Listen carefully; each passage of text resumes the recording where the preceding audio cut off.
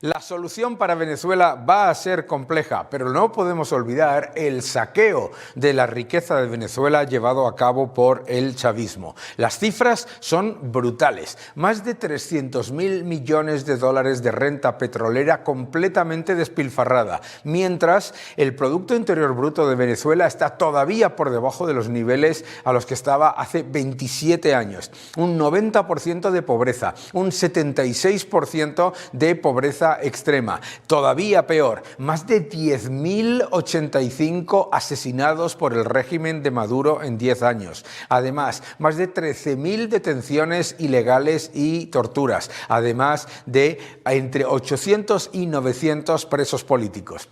El asalto a la riqueza natural de Venezuela fue un plan del chavismo con un objetivo fundamental, el de difundir el proyecto bolivariano regando de dinero a todos aquellos aliados que le permitían intentar interferir en las elecciones democráticas del mundo y a la vez difundir la propaganda chavista. Lo estás viendo estos días, sorprenderá esa cantidad de gente que está defendiendo, ya sabes dónde ha ido el dinero. Empecemos con el robo absoluto por parte de Maduro. Una fortuna de más de 3.800 millones de dólares. 700 millones de dólares de activos de Maduro ya congelados por Estados Unidos. Suiza ha congelado activos de Maduro y de su familia y además tenemos la evidencia de que movieron más de 170 toneladas de oro en los últimos años.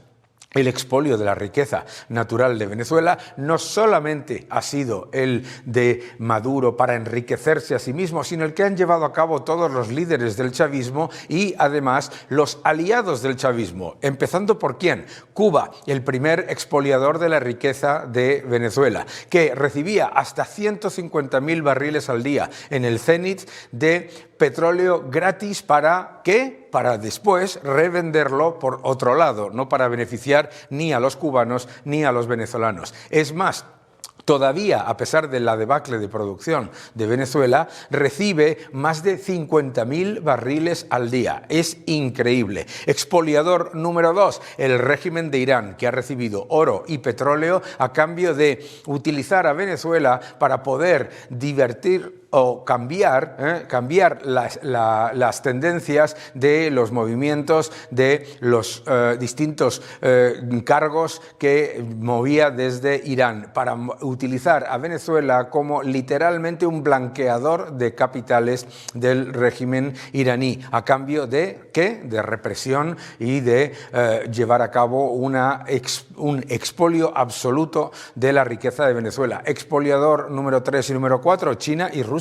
China y Rusia se beneficiaron de las expropiaciones a las empresas que estaban en Venezuela para quedarse con activos por más de 5.000 millones de barriles de reservas. Todos estos, además, no llevan un proceso en el que se beneficie a los ciudadanos venezolanos, todo lo contrario. La producción de Venezuela, que no llega al 1.000.000 de barriles al día, le llega muy poco de esa riqueza a los venezolanos.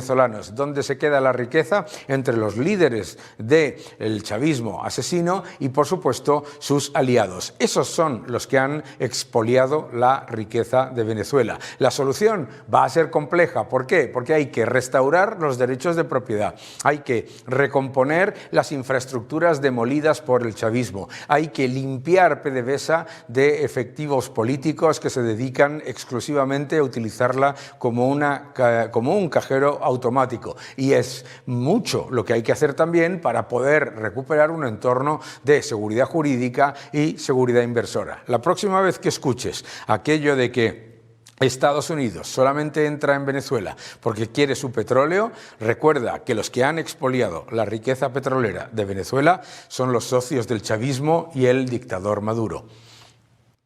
Empezamos el año 2026 con un montón de noticias en el mundo y el entorno geopolítico no puede estar más interesante. Y para hablar de entorno geopolítico, pues nadie mejor que el director de Voz Media, que es Mario Noya, buen amigo. ¿Cómo estás, Mario? ¿Qué tal, Daniel? ¿Qué tal Muy bien. todo? Muchas gracias. ¿Cómo nos hemos levantado este año, no? Vaya año, ¿eh? Vaya comienzo de año. Venezuela Sí. Y ahora las protestas en Irán. Me gustaría que empezásemos por ahí, por las protestas de Irán. ¿Qué es lo que no están diciendo los medios? Bueno, no están diciendo prácticamente nada, ¿no? Pero ¿qué es lo que no están diciendo los medios y qué es lo que le podemos explicar a los ciudadanos de lo que ha llevado a estas protestas? Mira, lo de Irán es muy curioso con los medios de comunicación, además, porque se retratan cuando dicen que no tienen agendas o cuando hacen coberturas hipercríticas pretendiendo que son el gran controlador del poder, etcétera, y no. Lo que sucede es que sois el niño insoportable del patio del colegio que es muy poquita cosa, y se junta con los matones para que ellos no le peguen. Que ¿no? se junta con el que pega al de las Entonces, gafas. se dedican a tirar pellizco de monjas sobre países. Saben que les sale gratis. Claro. Bueno, haces eso con Estados Unidos y no criticas solo te a sale Estados gratis, Unidos, sino que haces caja. Claro. Exacto. Tú criticas a Estados Unidos y quedas como muy serio. Irán es mucho más difícil de cubrir. Es mucho más difícil. No es un país homogéneo, como mucha gente puede pensar. Incluso ni siquiera se puede decir el país persa, hay un montón de minorías ahí. Claro. Es un país muy complejo. Y luego tener botas sobre el terreno o micrófonos sobre el terreno también es muy complejo, porque evidentemente no te puedes mover sin la autorización del régimen, y el régimen es verdaderamente opresivo, y además es como muy orwelliano, tiene unas tácticas muy interesantes porque hay mucha gente que te dice, ¿cómo va a ser una dictadura si tienen elecciones? Claro. Y yo he visto una mujer sin velo, así, de verdad. ¿Dónde has Muchas visto una gracias. mujer sin velo? No, pero ¿qué sucede?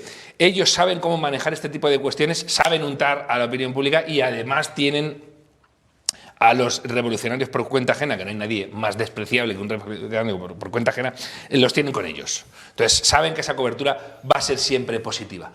Por eso, cuando sucede algo de esto, ni siquiera saben por dónde les está cayendo. No conocen a los grupos, no conocen lo que está pasando en la calle, no conocen la diferencia entre la zona árabe y la zona no árabe, las zonas no árabes de Irán, etc. Es todo muy complejo. Pero lo cierto es que se retratan con el mero hecho, Daniel, de que no corren a informar y de que acontecimientos que tienen muchísima menos relevancia y donde el heroísmo está por verse, eso lo dan por completo.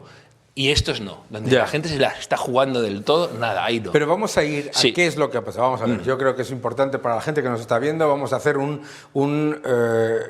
timeline de lo que ha ocurrido en Irán.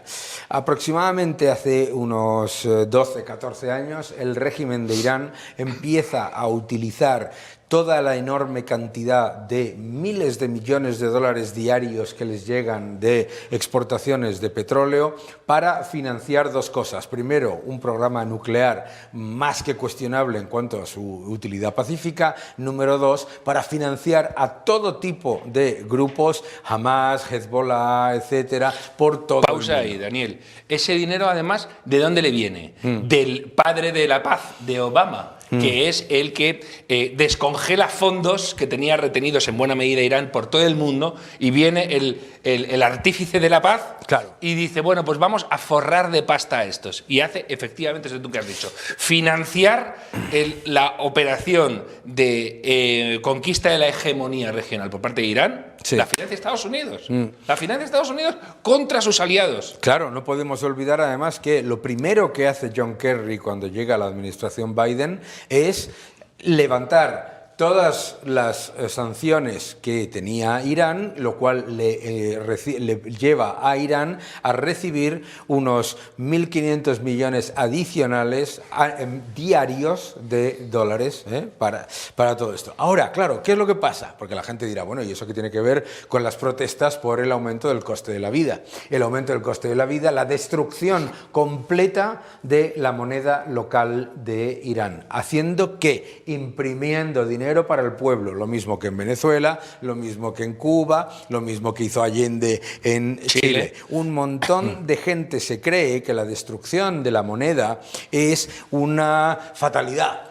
Es un horror, pero nadie sabe por qué ha ocurrido. No, es una estrategia para empobrecer y convertir en esclavos dependientes a los ciudadanos. Con un problema, que cuando empiezas esa estrategia, como hizo el régimen de Irán, los ciudadanos ya dejan de utilizar la moneda local porque no vale nada. Y entonces pasas de utilizar la destrucción del poder adquisitivo de la moneda para tener una población dependiente y rehén, a tener una moneda que no tiene ningún valor y que además se desploma a mínimos históricos. 1,5 millones de riales por dólar. 1,5 millones por dólar. Pero fíjate qué criminal esto que estás contando, Daniel. Y esto, claro, para que lo veas, significa que cuando una persona, una familia, una mujer va a la compra, cuando digo una mujer no lo digo porque yo sea un machista, sino porque es un hecho que las que hacen la compra en Irán son las mujeres. Cuando una mujer va al mercado, si va a las 9 el precio es 1 y si va a las 10 el precio es a lo mejor un 10% superior. Esto ha pasado incluso en Argentina. Esto ha pasado igual en las épocas de los 70. No, y que de los 70, con la Kirchner. Y con la Kirchner. Mira, exacto, que tenían los precios. Los cambiadores de había precio. Empleados en los supermercados. Y en los mercados de Irán tienes a los represores de la Guardia Revolucionaria que van por ahí diciéndole a los comerciantes, oiga, ese precio, ¿sabes? ¿Qué es lo que pasa? Que claro, los comerciantes, ante la probabilidad del 100% de perder todo, no venden. Claro. Entonces pasas de que suben mucho los precios a la escasez y de la escasez a la miseria, que es lo que tienen ahora. Pero fíjate además, Daniel, lo criminal de la actuación del régimen de Irán hacia su propia población, en términos económicos, ya no solo en términos represivos.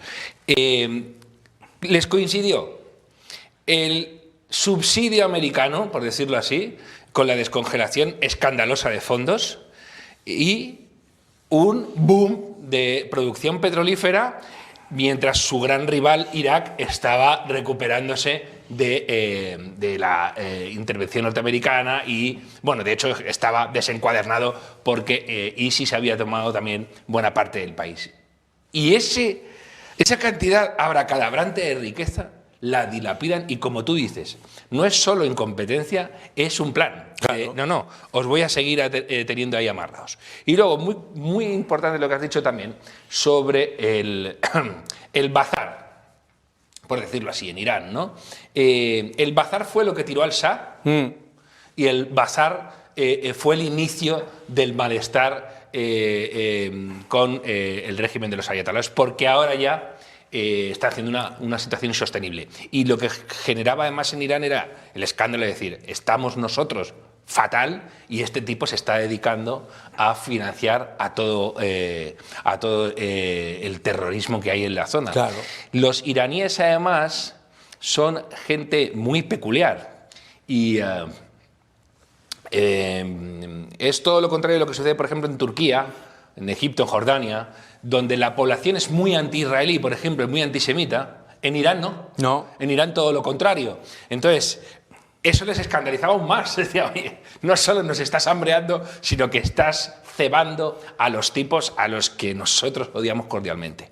Y luego está la cuestión de que buena parte de el Irán urbano ya era muy occidental en tiempos del Shah y no ha querido serlo nunca. Claro. No ha querido dejar de serlo nunca, perdón. Entonces, ha habido esas reacciones permanentes, sobre todo de las mujeres y de la gente joven, de los universitarios. Y en 2014, unos levantamientos preciosos en la Revolución Verde. Obama es el gran traidor de esa gente, permite que los ayatolás hagan una represión salvaje y a partir de ahí no se han bajado. Es un estado de malestar latente Claro. en No, es un Irán. estado represor total, porque no podemos olvidar que toda esta gente que se lleva las manos a la cabeza estos días con lo que ha ocurrido en Venezuela, más de 200 muertos llevan en las protestas. Eso es, ya veremos cuando sepamos, eso es lo que se va sepamos sabiendo verdaderamente lo que ha sucedido. Pero fíjate, Daniel, si es importante esto. Cuando Israel ataca a Irán y Estados Unidos, ponen absoluto cuidado en ir a objetivos militares. Muy quirúrgica, porque, bueno, y además en Irán, Netanyahu todos los años felicita el año persa a los iraníes, etcétera. Siempre distingue entre el pueblo y los dirigentes, etcétera, porque saben que ahí tienen una baza de apoyo muy importante. Veremos a ver lo que sucede en Irán. Por otro lado... Luego hay otro factor que, si me permites, mucha gente en España en particular no solamente no entiende, sino que entiende al revés, que piensan que el régimen de los ayatolás está apoyado por el resto de los países árabes, que es una completa aberración, falacia, sí. una aberración total. No hay nadie en Arabia Saudí, en Emiratos, en Bahrein, en Jordania, etcétera, que esté mirando a lo que esté pasando en Irán y no esté diciendo, hombre, a ver si caen estos. Bueno, mira, paradójicamente, es que esto hay que volver de nuevo al prócer de la paz, Obama. Sí. Obama decide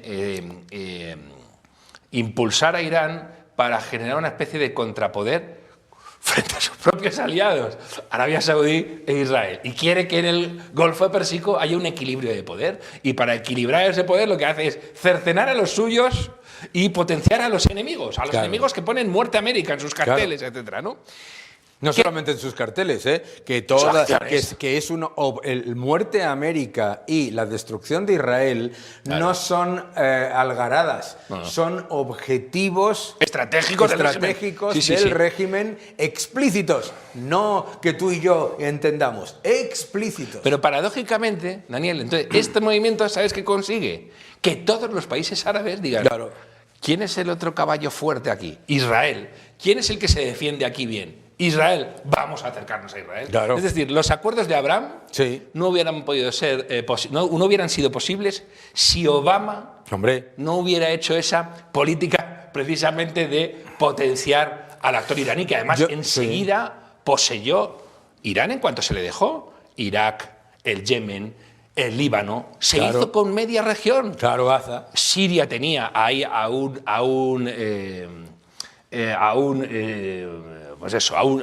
súbdito, a un peón, y los países árabes dijeron, no, por aquí no vamos a ir. Claro. ¿Qué sucede? Y esta es una madre del cordero importante, a ver con qué nos sorprende Trump en esto, ¿no? Que en Irán también se dan las mismas condiciones que se daban presuntamente en Irak y en Siria, que eran sociedades con unas bases o con una parte de la población muy occidentalizada, alfabetizados, con grandes conocimientos, o sea, gente con la que se podría confiar una transición, muy buen capital humano. Y mirad qué pasó en Irak, y mirad qué pasó en Siria. Entonces, pero tiene mucho miedo Estados Unidos... Con todo que la gente habla, esto es una cosa que yo la repito constantemente, escucho siempre a la gente decir, a ver si va a pasar como en Irak. Ojo, que todo el mundo que vaya a Irak, primero que vayan, les recomiendo que vayan a Irak y que se den cuenta que están muchísimo mejor. Ah, bueno, claro, eso sí. No, eso es muy importante, porque se vende la narrativa de fíjate lo que ha pasado por derrocar a Saddam. No. Saddam con Saddam. Yo le decía sobre todo, porque lo último que quiere Donald Trump es poner botas sobre el terreno, como se puso en Irak, eso evidentemente no. Segundo, no quieren llegar tampoco a pactos con la Guardia Revolucionaria iraní. Y, en tercer lugar, tampoco quieren que haya zonas de Irán que se puedan convertir en Siria. Claro. Que se deshaga el país por ahí. Porque Irán, aunque es verdad que es distinto a los países árabes y hay un componente nacional distinto, pero tienen minorías que sí que tienen vocación de alcanzar la independencia. Hombre, los kurdos, etcétera, ¿no? Y ese avispero es el que quieren evitar a toda costa. Veremos a ver qué sucede. Claro, es que el problema que tiene que... A ver, aquí lo que se tienen que dar cuenta también la comunidad internacional es que tú no puedes tratar a Irán como una extensión de lo que se creó tras con la dictadura de los ayatolás. Eso no lo puedes hacer porque, claro, efectivamente, pues sí, los kurdos tienen aspiraciones legítimas y eso va a estar ahí siempre, eso no va a ocurrir. Y va a haber otra cosa, también es paradójico esto, Daniel, porque fijaos, siempre estamos hablando de Oriente Medio en Europa y se sabe muy poco de Oriente Medio. Por ejemplo, y tú lo sabes esto muy bien, en Irán buena parte de la producción petrolera está en las zonas árabes. Claro. Y en Arabia Saudí pasa al revés. Buena parte de la producción está en zonas chiíes. Claro. Y eso supone fuentes de desestabilización muy importantes en el territorio. Por otro lado, en Irán se ha dado algo que no se había dado nunca en la historia. Esta teocracia chií no ha existido. Es decir, estos que hablan de la gran tradición y que son fuerzas ultraconservadoras. Bueno, pues sí, pero es una tradición y un conservadurismo que se han inventado. Claro. De hecho, era lo contrario. Bueno, y además... Era lo contrario. Yo recuerdo haber ido a Teherán y estar en un sitio que paseabas y lo veías completamente occidental. Claro. Igual que era Bagdad. Antes de la conversión radical de Hussein, igual que ves tantas otras. Mira Beirut, mira Damasco, claro. Eso ha pasado en buena parte de esas zonas. Pero fíjate, Daniel, sobre todo además, en el sistema chií, los grandes ayatolás eran los tipos que tenían más prestigio y que tenían más prestigio intelectual en el mundo chií. Con Khomeini eso se acabó. Khomeini no era ni muchísimo menos un ayatolá con Khomeini prestigio. es un peón de la Unión Soviética que además es una persona que cuando estaba en el exilio tenía un nivel de influencia bajísimo con la oposición y al que se le eleva simplemente por descarte. No que eso es otro problema en estos cambios de régimen, como está pasando ahora en Siria, ¿no?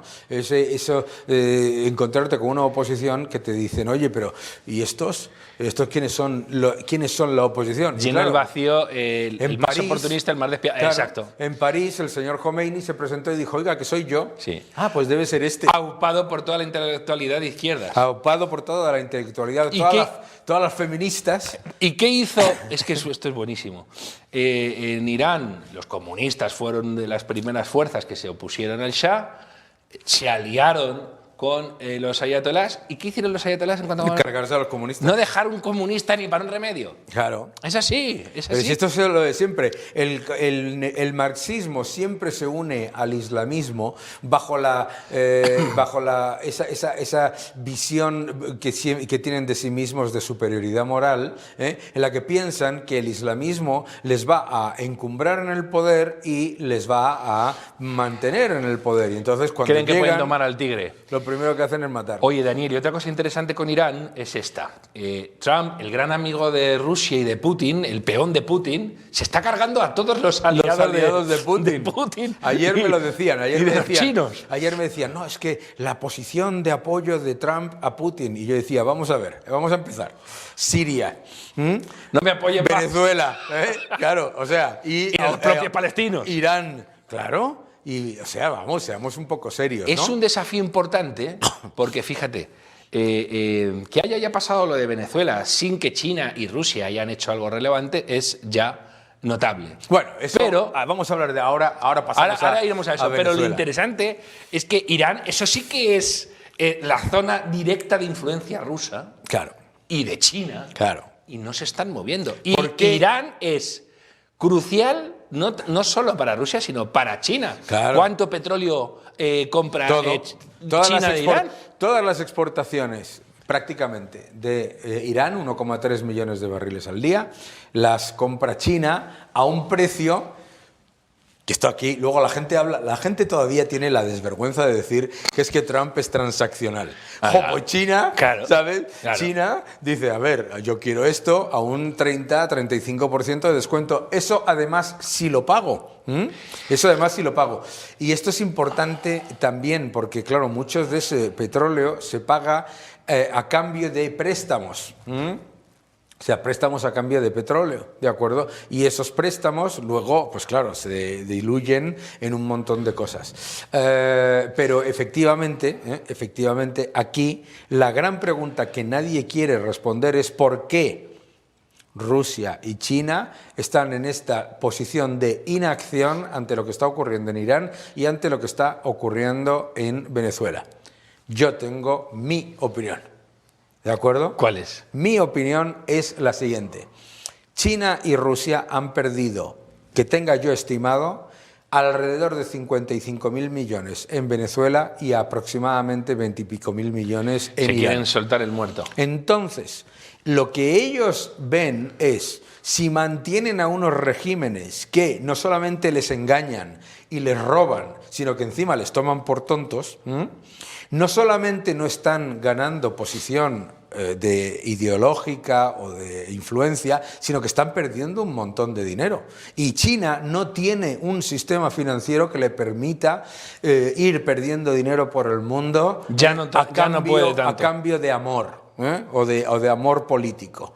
Por lo tanto, yo creo que, por un lado, Rusia percibe que su inacción en Venezuela y en Irán le va a dar cierta capacidad de llegar a un acuerdo en Ucrania, que eso sí que les importa, y China ve que la única manera de recuperar algo de la ingente cantidad de dinero que ha perdido en eso que se llamaba la nueva ruta de la seda, que era la nueva ruta de la pérdida brutal de pasta, ¿de acuerdo?, le permita mantener influencia económica y desligarse de regímenes que literalmente, porque esto es un hecho, el régimen de Irán y el régimen chavista ha engañado, ha timado a los chinos. Es muy interesante esto que dices, Daniel, porque veremos a ver por dónde le sale esa apuesta. La ruta de la seda se le está quedando, se le está La ruta de la seda ha sido la ruta de la ruina. Ha sido la ruta de la ruina. Y encima, si piénsalo, mira por un momento, si China tuviese un sistema financiero transparente como el que tenemos en los países occidentales, estamos hablando de un dominó de quiebras que haría parecer a la quiebra de Lehman y la crisis del año 2008 como un juego de niños. O sea, si aquí hubiese un análisis serio de cuáles son los write-offs que se tienen que hacer de esos préstamos y lo que están recibiendo en petróleo y a qué precio, porque claro, la apuesta ¿cuál era? La apuesta era, yo te voy a prestar, sé que no me vas a pagar, pero me vas a repagar en petróleo o en materias primas. Ahora, estaba basada en esa apuesta en un pilar fundamental, que el precio de las materias primas solamente puede subir. El precio de las materias primas, fundamentalmente del petróleo, no se ha movido, y mucho menos en términos reales, está por debajo de los niveles del año 2022, y claro, a $60 el barril, esos préstamos no es que sean ruinosos, es que son más allá de ruinosos. Pero es que además, Daniel, fíjate. Y eso a $60 el barril Brent. Es que ellos lo compran a precios mucho más bajos, pero son otros. Es que además, Daniel, se produce esta otra paradoja. China ve, con este escenario que tú planteas, que el único socio oficial que tiene es Estados Unidos. Claro. Donde tiene transparencia con el otro es en Estados Unidos. Claro. Y donde no tiene a unos ladrones gestionando es en Estados Unidos. Donde puede fiscalizar sus inversiones es en Estados Unidos. Claro. Probablemente incluso pudieran llegar a esta conclusión. No sé si puede con Xi Jinping, pero que es: me voy a retirar a mis fronteras. Esto de ser el hegemón lo vamos a retrasar un poquito porque no puedo. No puedo por el momento. Y, sin embargo, si llego a un acuerdo con este señor, me va a venir bien, porque yo ahora necesito, como tú dices, estabilidad. Estos han hecho castillos, fuegos de artificio, castillos de naipes en todo el mundo, empezando por su propia economía, pero es que ahora se les va abajo de verdad. Claro. ¿Cuánto llevas sin oír, Daniel, hablar de cifras de crecimiento chino, etcétera? Ellos mismos, esa propaganda que han puesto siempre de fijaos cómo vamos, estamos rompiéndola, claro, la han tirado abajo. Claro, porque, a ver, el régimen de China no puede estar en una situación en la que tenga literalmente un agujero en el barco por el que entra litros y litros de agua financiero, como es la financiación de estados fallidos o estados que son impagadores seriales o ladrones directamente. Entonces, ¿qué es lo que se ha dado cuenta China? Número uno, hay un cambio en, imagínate, pues en Argentina o en Chile, y las inversiones y las cosas que se hacen en esos países le funcionan mejor. Si hay ¿Qué estoy diciendo? Claro, entonces, si hay un cambio hacia un sistema más transparente, como tú dices, resulta que tu mejor aliado es Estados Unidos. Y para China y para Rusia, la prioridad no es Venezuela ni es Irán. La prioridad es Ucrania y Taiwán. Taiwán. Claro. A mí me preocupa Taiwán. Sí, me preocupa Entonces, Taiwán. Claramente, Estados Unidos sabe que Taiwán, no será en el año 2027, 28, 29, no lo sabemos, pero que Taiwán va a ser controlado por China igual que Hong Kong, es algo que lo sabes, y si no te gusta, oye, pero te lo digo yo, te lo digo yo veo el futuro, ¿de acuerdo? Eso lo sabes. Sabes también que una parte de Ucrania va a ser, porque ya lo era en el 2012, rusa, eso ya lo sabes.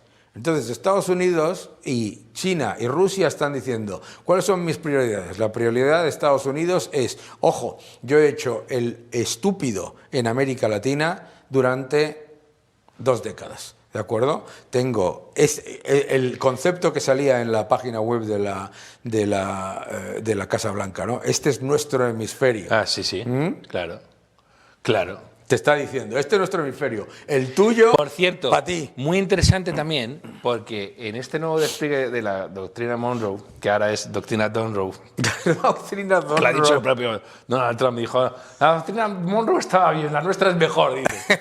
Pero fijaos, porque ha dicho algo muy interesante. Hicieron una alusión explícita a China para que dejara de depredar los bancos de pesca de Sudamérica. Claro. Que esto a los concienciados también se les olvida, qué casualidad. Pero es muy interesante lo que estás diciendo, porque ¿qué se decía Estados Unidos, sobre todo en tiempos de Biden y de Obama, etcétera, ¿no? Que no era un aliado de fiar, a diferencia de lo que eran Rusia y China, que no dejaban caer a los suyos? Bueno, pues 10 años después, Assad está en Moscú y a los chinos les tiran abajo sus regímenes y no mueven un dedo. Claro. Es decir, se está reequilibrando también el tablero en ese mundo. Cuando China se compró media Argentina por la soja, cuando se compró medio Ecuador para el petróleo, todo eso le está yendo mal. Claro. Y no está reaccionando, entre otras cosas porque está muy lejos. Y no solamente está muy lejos, que además, si lo piensas desde un punto de vista geoestratégico, tampoco les ha funcionado. No les ha funcionado. Claro. No pueden ser el hegemón este que decían ellos que podían ser y que se basaba en mi nueva ruta de la seda es, te meto proyectos faraónicos y voy a generar una suerte de nuevo mandarinato. Yo voy a poner técnicos aquí y vosotros dejad de robar y a ver si podéis ser un poco más competentes. Y no les ha funcionado ese sistema porque nunca podrían hacerlo de otra manera. Claro. Y no les está funcionando. Claro. Así que eso lo van a tener que frenar. Ahí a China le interesa más tener una relación de cooperación con la Unión Europea y de cooperación con cualquiera de los que estén tomando el poder democráticamente, espero, en los países de influencia, que continuar tirando dinero que le roban, que es que te roban. Vaya clave que has soltado aquí. Europa. Claro. Europa, qué miserable ha sido Europa en los últimos decenios. Y quien compraba la agenda china era Europa, porque a Europa le suena muy bien esto del mandarinato. Claro. Uy, sí, nosotros, ¿qué es esto? ¿Un despotismo ilustrado? Yo me apunto. Y si tú eres el hegemón que me respalda, mejor. Porque a estos americanos les gusta demasiado la libertad. Y además no se dejan robar Claro. o teledirigir tanto como nosotros. Por la burocracia. Es de verdad esa sintonía que hay entre Estados Unidos y China, entre la Europa Unión y Europea. China, no es casual y no es cosida por circunstancias donde tienes que elegir entre los malos al menos malo. No. Están en la misma longitud Hombre, de es onda. que si lo piensas, desde el punto de vista del estatismo depredador, de la burocracia, la idea de un régimen de partido único, que puede ser dos. Eso es. Dos exactamente iguales. Claro. Un régimen de partido único en el que todo esté dictado desde el punto de vista político por el gobierno y tengas una suerte de economía capitalista de mercado como es la de China, en la que después tengas tus empresas, tengas tu propiedad privada, suban los precios, las cosas vayan ¿sabes? Genere un crecimiento económico, eso le gusta a mucha gente. A eso la gente Quieren quitarse a la gente de en medio. Claro. Quieren quitarse a la gente de en medio. Y se vio Con también el euro digital. con el coronavirus. Es decir, y con el euro digital. Y con el euro digital. Ellos, para ellos, China es a cuadrar el círculo. Han dicho, mira, hay unas élites aquí que están haciendo un uso extraordinario de las nuevas tecnologías, que se están ingiriendo cada vez más en cada vez más ámbitos de la vida de los ciudadanos, y el pacto es te doy desarrollo. Claro. Te doy desarrollo económico. Claro. Pero Yo lo creo demás que va a ¿sabes estar cuál? hipervigilado. Lo que pasa en esa ecuación aparentemente bonita, que se lo he dicho yo a mucha gente en la Unión Europea, es aquí tienes un problema. Tienes un problema que tú a los ciudadanos de Europa no les puedes decir mañana te bajo los salarios un 20% porque tenemos que ser competitivos y que ocurra, ¿sabes? Como ha pasado en China. Como pasa en China, ¿sabes? Entonces es muy importante que la gente entienda que la posición de lo que está ocurriendo a nivel geopolítico es que nos estamos reorientando todas las fuerzas hacia las áreas de verdadera influencia que tienen verdadero impacto sobre tu población, Y eso es el gran cambio. El cambio, lo que se crea a finales de los 80, principios de los 90, que es la idea de que los hegemones se retiran a cambio de que haya una especie de multilateralismo, se ha hundido porque no ha habido el multilateralismo, ¿no? Estados Unidos, lo que aquí se entiende como el excepcionalismo americano o el aislacionismo y la doctrina Monroe, todo lo que quieras unir ahí, se entiende desde un enfoque europeo y no desde un enfoque americano. El enfoque americano que está haciendo sobre todo Donald Trump es: voy a generar mi área de influencia y después me voy a intentar llevar bien con quien sea, pero con una tenaza. Por eso aquí viene Groenlandia. Claro.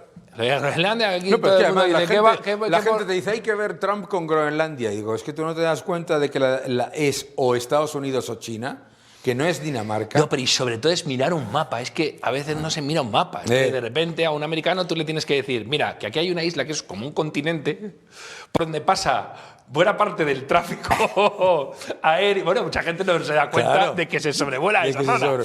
Y de que es un absoluto Eldorado de recursos energéticos. Y dices, es un continente y la va a defender esto. No, la va a defender este grano de arroz que te encuentras que además, y que dependa usted de lo que digan estos señores, que encima, como son daneses, han dicho, bueno, pero además Groenlandia no es del todo nuestra, es de los aborígenes y claro. Tal. Y de los americanos dicen, pero esto me están vacilando. No puede ser. Los daneses no dicen Groenlandia no es nuestra, es de los aborígenes, porque los aborígenes... No dicen ahora. Porque los aborígenes desarrollarían sus recursos para ser ricos. No, Dinamarca lo que dice, típico europeo, es, no, nosotros vamos a subvencionar a los aborígenes para que sigan siendo pobres, para que en Groenlandia no se desarrolle nada de lo que nosotros nos habíamos comprometido. La gente se olvida de por qué Dinamarca es la que está gestionando Groenlandia. La gente se olvida de eso. ¿Por qué? Porque Noruega tiene petróleo, tiene Statoil, y a Dinamarca se le permitió la opción de gestionar Groenlandia para que tuviese su petrolera. ¿Qué es lo que hicieron los daneses en su tradición histórica danesa? No hacerlo. ¿Sabes? Entonces, ¿qué es lo que pasa? Lo que pasa ahora es que dicen, espérate un momento, porque mientras tú haces nada y subvencionas la pobreza de los 55.000 aborígenes que hay, ¿de acuerdo? Muy bien, están los chinos diciendo que vengo, Claro, que vengo. Claro, el que viene detrás son los chinos. Y hay una cosa que la gente no entiende. Hay una cosa que la gente no entiende. Yo le recomiendo a todo el mundo que nos ve que vea una película que es de Paul Thomas Anderson que se llama There Will Be Blood. No sé cómo se llama en español. Es una película sobre el sector petrolero, en la que hay una parte en la que uno de ellos le dice: yo ya me he bebido tu batido. Claro. ¿Sabes? Tu batido está ahí y yo tengo mi pajita y me he bebido tu batida. Dice Daniel Day-Lewis en una de las escenas. Es que los chinos y los rusos te van a hacer eso. Hay otro, claro, es que... Nos tenemos que ir, vamos, que lo estamos pasando fenomenal y no hemos hablado ni de Venezuela. Vamos a hablar de Venezuela rápidamente. Venga. Vamos a hablar de Venezuela rápidamente. A ver qué sucede en Venezuela. Yo recomendaría a los que no han dado ni una que, o sea, vamos a ver cómo se desarrollan los acontecimientos. Claro. Y sobre todo, conviene no dar consejos al que ha hecho algo. Exacto. Y encima ha hecho algo de manera eficiente y de manera eficaz. Lo ha demostrado. Yeah. Entonces, yo veo ahí... ¿A ti no te parece curioso que la misma gente que apoyaba y aplaudía que Obama asesinase, no secuestrase, ni mucho menos... No, la orden era asesinar. Asesinase a Osama Bin Laden en su casa en un país independiente, esa misma gente está indignada porque se ha arrestado a Maduro? ¿Y dónde acabaron los restos de Obama? Eso. ¿Sabes? Que los tiraron al mar en una de Obama, no, de Osama Bin Laden. Localización desconocida para que no fuesen pudiera homenajear y tal. No, efectivamente, es alucinante, ¿no? Ahora, dicho esto, la cuestión en Venezuela es esta. Trump ha dicho, vaya caos que tengo ahí. Esto se va a acabar. A estos se les ha acostumbrado a que nos pueden pisar, tirar pellizcos y que no respondamos. Yo respondo, a mí no me vas a seguir prostituyendo la frontera, a mí no me vas a seguir chuleando y cebando a mis enemigos con el dinero del narcotráfico, etc. Te voy a quitar de en medio. Y luego, ha sido él el que lo ha hecho. Claro. Ha sido él. O sea, te puede gustar, bien, mal, lo que ha sido él. Entonces, ahora tampoco le puedes decir, bueno, y ahora me das el poder. Claro. Porque ha sido él. Claro. Ha sido él. Y entonces, necesitas generar confianza en él y, sobre todo, tienes que tener muy claro que ha sido él. Claro. Si no, vas mal. A la gente lo que se le olvida es que ha sido él. Y también se le olvida que a los norteamericanos no les suele gustar mucho que se les considere los mayordomos que vienen a hacer el trabajo secundario que luego te quites para que te pongan las medallas. Sobre todo cuando le acaban de negar una medalla, por decirlo así, ¿no? Estados Unidos lo que va a querer ahí es asegurar una posición. Claro. Estados Unidos ya ha demostrado que no quiere, o sea, hay unas mentalidades, no quiere hacer un gobierno colonial extractivo y nada que se le parezca. Nada. Lo que sí que quiere es asegurarse su zona de influencia. Eso es. Y que su zona de influencia no sea un caos. Claro. Y que su zona de influencia no esté en manos de gente que no es capaz de sostener un sistema. Ya no es solo la política, no, estamos hablando de que tu país funcione. Claro. Y de que las instituciones de tu país sean dignas de tal nombre. ¿Sabes lo que pasa? La gente no quiere entender que para Estados Unidos y para Occidente, Venezuela es un problema de seguridad nacional. La gente que se cree que es una cuestión de petróleo, que es una cuestión de que si es la dictadura, no sé qué. No, no, no. Es una cuestión de seguridad nacional. Tú tienes a un gobierno, la dictadura chavista, que se ha unido al narcotráfico y a los adversarios de Estados Unidos con un objetivo de expolio por un lado y por el otro un objetivo de destrucción de las instituciones y del sistema occidental desde dentro. Y se habla de la injerencia de Venezuela junto con Cuba en las elecciones de Colombia, de México, de Chile, de Argentina, de Ecuador, etcétera, etcétera. Todo eso no es una casualidad. Entonces, no entender que es un problema de seguridad nacional el que tienes una alianza internacional entre narcotráfico, dictaduras y la internacional de ataque al sistema occidental es la razón por la que luego se dicen las tonterías que se escuchan. Yo ahí ya digo, me dedicaría a no leer demasiado la cartilla al que menos causa tiene para que le lean la cartilla en Venezuela, a ayudar, no a poner herramientas, y sobre todo, hay cosas que son muy obscenas. A no colgarse medallas que no son... Hombre, porque esto ya es el colmo, ¿no? Lo que ya es el colmo es que aquí en España salgan todos los medios de comunicación como que aquí ha sido gracias al Partido Socialista que todo va bien. O Zapatero, ¿no? Y dices, un tipo que ha hecho todo lo posible, porque el régimen más criminal que ha padecido Hispanoamérica en los últimos 50 años, junto con su mentor cubano, que ha practicado... es que hay 8 millones de venezolanos fuera. 8 millones de venezolanos fuera.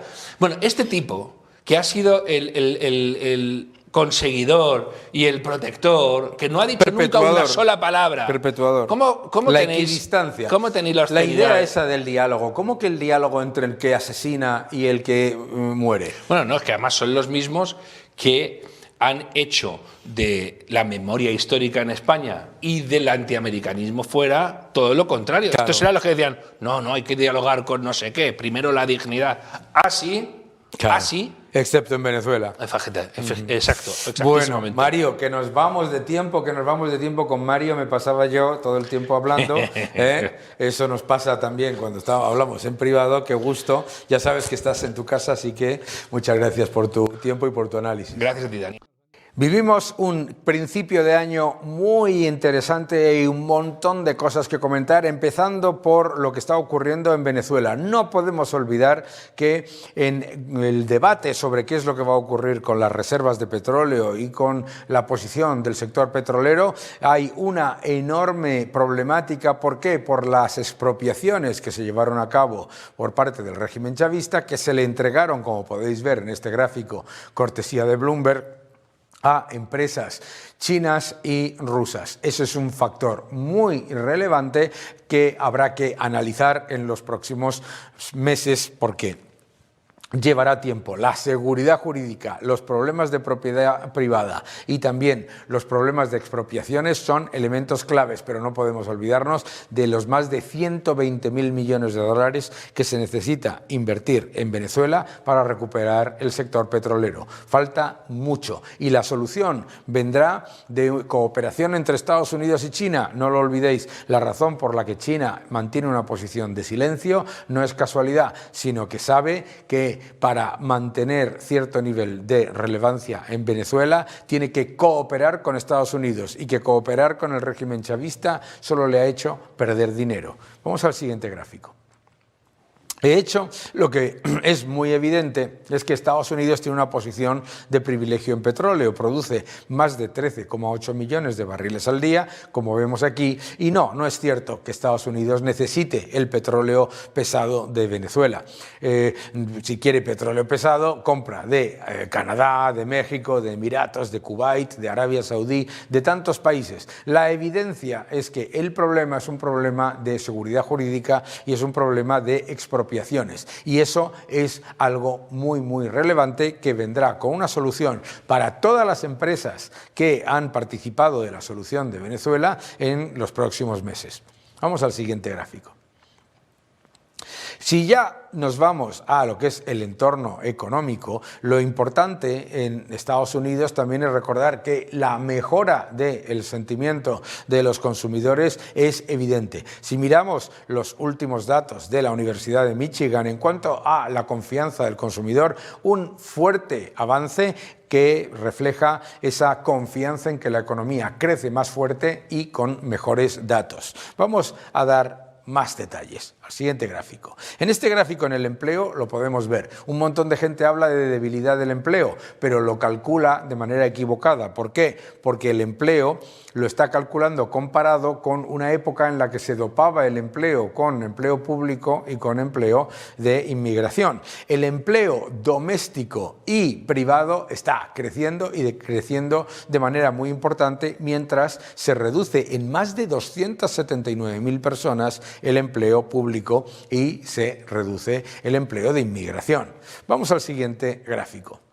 Es verdad que se habla también de esa debilidad de empleo cuando lo que no te cuentan es que además los salarios reales, los salarios después de impuestos y después de inflación, están subiendo y subiendo de manera potente en Estados Unidos. En este gráfico puedes ver cómo en los últimos meses esa evolución de los salarios reales es absolutamente positiva. Esto es una diferencia muy significativa con la época en la que subían los salarios nominales, pues en el caso de la administración Biden, pero se los comía todo la inflación y además mayores impuestos. Con la bajada de impuestos y menor inflación y mayor subida de los salarios nominales, la realidad es que los ciudadanos de Estados Unidos están mejor que con Biden. Vamos al siguiente gráfico.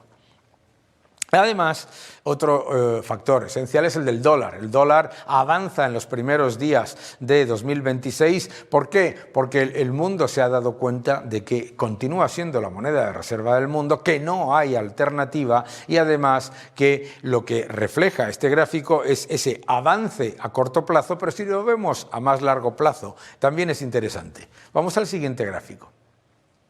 En este gráfico, que lo veis a largo plazo, veis la tendencia a largo plazo del índice del dólar. Efectivamente, con dientes de sierra, la tendencia a largo plazo desde el año 2007 es clarísima. Por lo tanto, el índice del dólar mantiene su nivel de fortaleza media. A Estados Unidos le interesa un dólar potente, pero no un dólar sobrepreciado. Y esto es muy evidente en estos datos. Vamos al siguiente gráfico. Además, otro factor que yo creo que es muy importante es el de la creación de dinero, ¿vale? En las expectativas para 2026, cortesía de JP Morgan, las expectativas son de un aumento de la creación de dinero muy potente, más que el crecimiento del Producto Interior Bruto nominal. Y además, liderado por el sector privado, es decir, no viene de aumento de gasto público. Y esto es importante, ¿por qué? Porque no es inflacionista. Es decir, al no dispararse la velocidad del dinero y al no dispararse la emisión monetaria estatal, la creación de dinero no genera el nivel de aumento de inflación que generó entre 2021 y 2024. Es decir, la creación de dinero privado no es inflacionaria porque tiene el corsé de los activos con los que se respalda esa creación de dinero. Es decir, ningún banco comercial da un préstamo que no esté garantizado o por ingresos o por inversiones o por activos. Eso es una evidencia. El único que emite dinero sin ningún tipo de respaldo es el gobierno. Vamos al siguiente gráfico. Efectivamente, lo que sabemos es que la masa monetaria en el año 2025 lideró a los activos de riesgo y que para el año 2026 lo que podemos esperar es exactamente lo mismo, más emisión monetaria. Por lo tanto, es normal que suban las bolsas, suba el dólar y suba las materias primas. Vamos al siguiente gráfico. Efectivamente, una gran cantidad de esa creación de dinero llega y se deposita y se invierte en activos financieros. Por lo tanto, es verdad que no esperamos un fuerte aumento de la inflación para el consumidor. Sin embargo, sí se espera que la inflación sea persistente y a la vez que haya inflación de activos, como muestra este gráfico. Vamos al siguiente gráfico. Y, finalmente, ¿cuáles son las expectativas macroeconómicas? Pues son evidentes. Un aumento generalizado de las expectativas, de las estimaciones de Producto Interior Bruto, pero de mala calidad. ¿Por qué? Lo veis en el gráfico al lado, por parte de JP Morgan, en la que se ve cómo el empleo en la mayoría de las economías no solamente no está mejorando, sino que se está ralentizando. Es decir, el crecimiento económico en la mayoría de las economías, especialmente de las desarrolladas, excepto Estados Unidos, donde se está reduciendo el gasto público, viene de disparar el gasto público, es decir, calorías vacías. Por lo tanto, lo que podemos esperar para el año 2026 es esta tensión geopolítica generando menor impacto del que mucha gente estimaba. Segundo, un crecimiento económico pero pobre y de baja productividad. Y tercero, un aumento de la masa monetaria muy importante que apoya a los activos financieros. Seguid defendiendo la libertad.